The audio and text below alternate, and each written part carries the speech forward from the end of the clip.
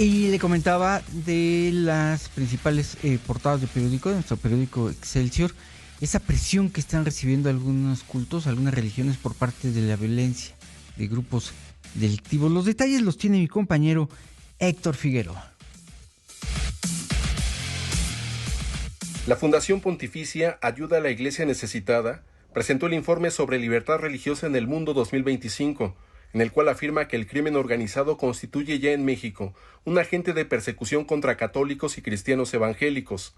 El documento revela un deterioro para la libertad de culto en América Latina, principalmente en países como Nicaragua, Haití, Venezuela, México y Cuba, siendo focos de persecución, violencia y restricciones para el culto público. En el informe respaldado por el Vaticano, por primera vez aparece México en el apartado de discriminación religiosa ejercida por un grupo, en este caso las asociaciones delictivas en contra de los creyentes. En el texto se apunta que México es un país donde los cárteles actúan como agente de persecución en zonas y regiones específicas, particularmente en estados como Chiapas, Guerrero y Jalisco. La situación se agrava en territorios dominados por cárteles particularmente violentos, como el cártel Jalisco Nueva Generación. En las zonas dominadas por el crimen organizado, los líderes religiosos alzan su voz contra la violencia y asumen el papel de protectores de sus comunidades. Esto los convierte en objetivos para imponer el miedo y el silencio a los habitantes de los pueblos, lo que a su vez permite a los grupos criminales seguir traficando con armas y drogas. Tanto católicos como evangélicos denunciaron una ola de violencia que les obligó a cerrar sus lugares de culto, y la comunidad evangélica del estado de Hidalgo afirmó que se estaba acosando a sus líderes, lo que les obligaba a trasladarse a otros lugares. El informe registra asesinatos de sacerdotes, catequistas y fieles.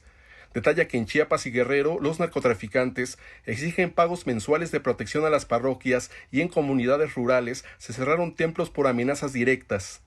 México sigue enfrentándose a un panorama desolador de asesinatos de clérigos y laicos, así como de agresiones, extorsiones y profanación de lugares de culto y objetos sagrados, todo ello agravado por un clima de flagrante impunidad, dice el estudio.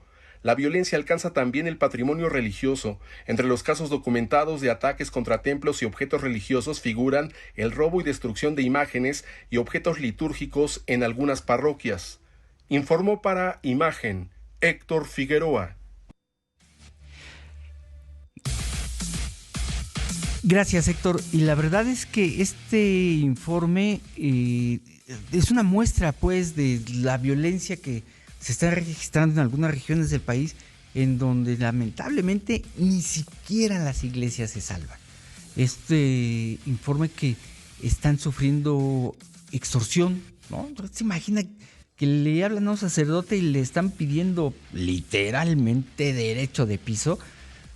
Y si de por sí con las limonas a veces no les alcanza para el mantenimiento de los templos, ahora además tener que pasarle una cuota al crimen organizado para poder seguir oficiando, entonces eso demuestra cómo es que están las condiciones de inseguridad en algunas regiones del país, ya sin contar lo que le pasa o las amenazas que reciben líderes religiosos, no solamente de la Iglesia Católica, de diferentes cultos, en donde pues tratar de meter paz en la comunidad y de decirles a sus fieles: váyanse por la derecha, llévensela tranquila, no se porten mal, pues es muestra o expresión para que los sigan amenazando. En fin, interesante este estudio y, como les digo, lamentablemente reflejo de lo que está pasando.